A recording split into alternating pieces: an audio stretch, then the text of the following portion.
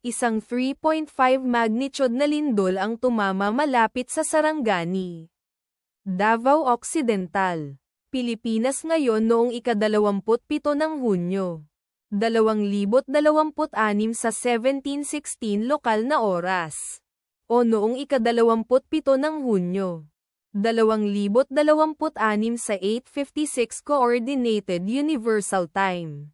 Tulad ng iniulat ng EMSC sa website nito, ang lindol ay matatagpuan sa mababaw na lalim na 56.0 na kilometro sa ibaba ng ibabaw.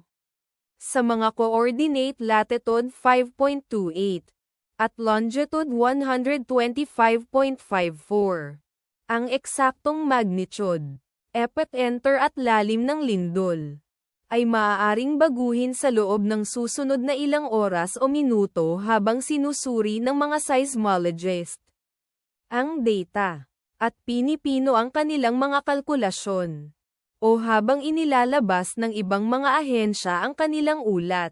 Kabilang sa mga bayan o lungsod na malapit sa sentro ng lindol ang Sarangani, Davao Occidental, na matatagpuan sa 72 kilometers o mga 44.7 milya mula sa sentro ng lindol.